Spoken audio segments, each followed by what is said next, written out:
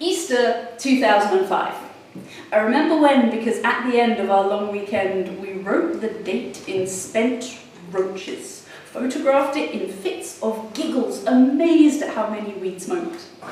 We even had enough spare to put a dotted line around the words Easter 2005. We were free, we were alive, we were lightweights, passing spliffs, crisps, cans and sweets. Oh, could I have some of that too? We are old enough to cook for ourselves and young enough that this is a novelty. We are hyper, fueled by cider, M&M's, herbs and spices.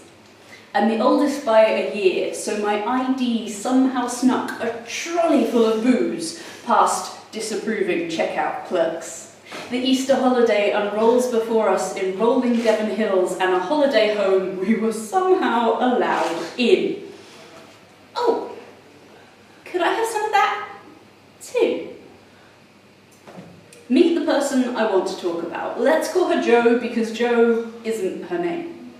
I don't know her that well, but the 10 of us are friends. We must be, if we're all here. Everything we have is pooled. We are so abundant in stuff there aren't any rules. Passing to the left took too long. So we pass one each way and maybe a wildcard third while Rosie rolls a fourth, sitting in the long grass in the sunshine. Oh, could I have some of that too? Jo doesn't seem to know she's one of us. Jo doesn't seem to know she's allowed. Every time we pass something around, and everything is always passed around, Jo doesn't seem to know that it's already coming her way. Jo's refrain over these few days is a timid, oh, could I have some of that too? Initially we said, sure, of course. But 3 days in, and it's wearing thin. She has been told she's welcome so many times, but still, every instance needs assurance that she can have a jelly baby, a puff, some dinner. Sometimes it makes you feel rushed. Yes, sure, everyone gets some pasta, just let me dish it out. Sometimes it makes you feel bad that nothing you say can put her at ease. But after 4 days of checking if she is allowed, 4 days of needing assurance, it's becoming self-fulfilling.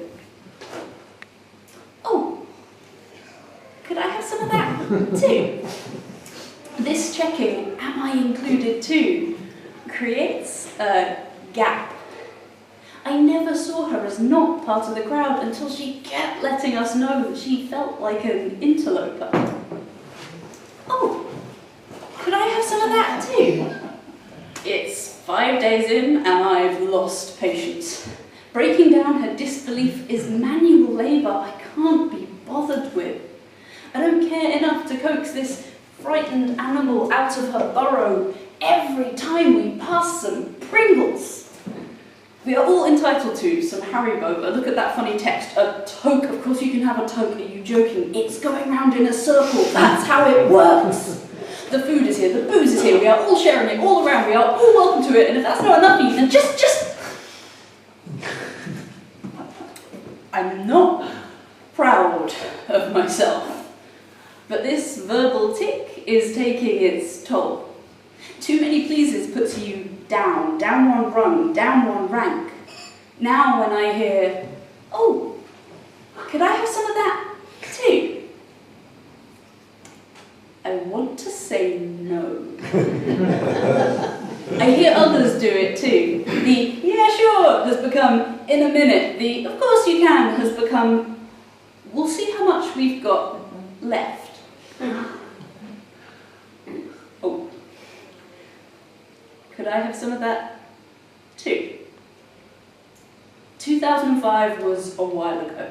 We were free, we were alive, we were lightweights. And I can remember the holiday home, but not everyone's name, and life has knocked me on my arse numerous times since then. These days, when things are going my way, often the first thing I feel is disbelief. I double check. Triple check. Oh, could I have some of that too? Joe, I think of you more often than I want to admit, and Joe, I'm sorry. I remember you clearly now, not just because I know I was a bit of a dick. These days, I often find myself waiting for someone else to welcome me, waiting for some big shiny sign to say I am allowed to things it's no one else's call to say. And I think back to you and Easter and all those endless puffs of tea and wonder how often I've put up my own walls, driven things away with my own disbelief. Of course that hot girl was just being friendly. Of course that promoter was just being polite. Of course my friend didn't actually mean it when he said, come stay with me in Spain any time. And I'm not just saying that, I really mean it. Joe, I remember you clearly now because I've always known your timid voice. I knew it long before I met you. I can try to put this in the past, call it Exhibit A, label this specimen with the date Easter 2005 and your name, but sometimes, when things are going my way, or when people I look up to treat me as an equal, often all I can think is, are you sure? This must be some mistake. I'm trespassing at this pub table. And all I need is a little reassurance. Someone to hold my hand and guide it, teach it to reach out and accept what's already being offered, instead of sitting on sidelines, waiting, wondering, worrying whether, oh, could I have some of that?